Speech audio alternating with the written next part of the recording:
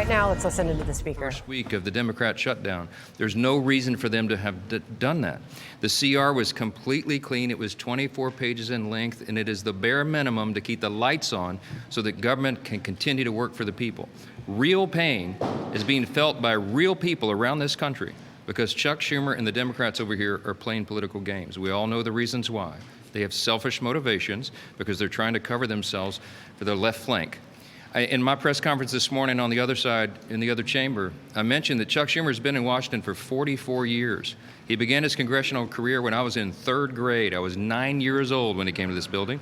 And ever since he came here, throughout his career, he has been a fierce advocate for never closing down the government. I mean, he gave impassioned speeches, most recently as 7 months ago in March of this year, when he stood before the cameras and he gave an impassioned speech on the Senate floor saying that it would be dangerous and destructive and terrible to close down the government, that he had to do the right thing. Right after he took that vote, he went on to the national media. He did a big interview on CNN, I think with Jake Tapper, and he said, "I'm proud of my vote. I know I did the right thing." What changed? What changed? Nothing's changed except his political calculation. He's afraid that a Marxist is going to challenge him in his reelection because Marxism is in vogue in New York City, apparently, and he represents the state of New York. They're going to elect a Marxist for mayor. It's a shocking development, and I think it's shocking to Chuck Schumer as well. Nothing he factored in when he came here in 1981, but that is the political winds now. And so he's playing games, the American people's livelihoods and their actual lives. This is not a game. Leader Thune just mentioned, this gets very real. Checks to our troops will be held up October 15th if they don't come in here tomorrow and vote to reopen the government. You have to get it resolved by October 13th, which is Monday, in order to process those checks. I come from a big military district. I have Barksdale Air Force Base. The Home Global Strike Command is there. I have Fort Polk, the Joint Readiness Training Center. We have young airmen and soldiers deployed around the world right now defending our freedom. And they've left their young families at home. They're dependent upon that check on October 15th.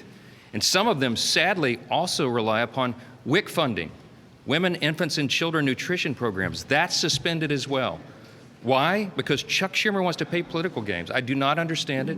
I hope every journalist here listening today will go and demand him to do the right thing. Ask him the question, why are you doing it? He has no justification. They have created a distraction. They're trying to pretend this is about a end of the year policy decision on health care, and it is not. It's a clean, simple CR. Let's keep the government open so that we can do this work and continue those debates.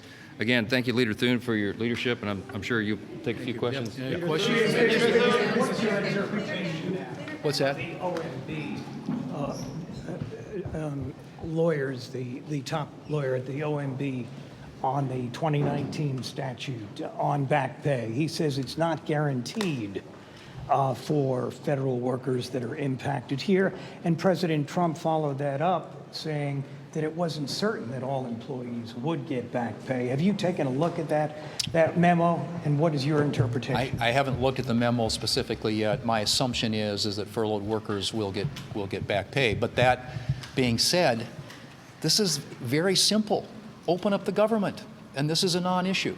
We don't have to have this conversation. Everybody gets paid when the government is open. The Democrats can do it by delivering a handful of votes this afternoon. We could go in there and we could open up this government. The President's ready to sign it into law, as the Speaker pointed out. If that doesn't happen, there are a lot of really bad things that happen to the American people.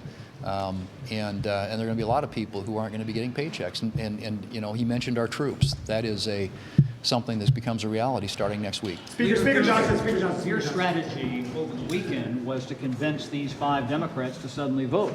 That strategy appears to have failed. You voted Friday. You had failed votes last night. Why weren't you able to convince them to change their position? I think there are a lot of Democrats who are being bludgeoned by their political left, and because they desperately want to pick a fight with this president. This is something, as we said earlier, that 13 different occasions Democrats in the Senate voted for when they had the majority and President Biden was in the White House. And you have to ask yourself the question, what's changed? What's changed is the President of the United States is now President Trump. And so this is all about politics. But I think they're under enormous pressure from their political left. I think they're under enormous pressure from their leadership.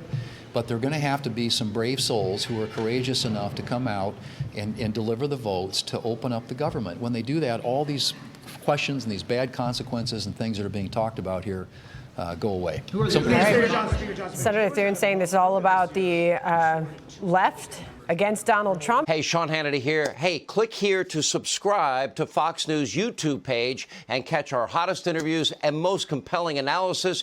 You will not get it anywhere else.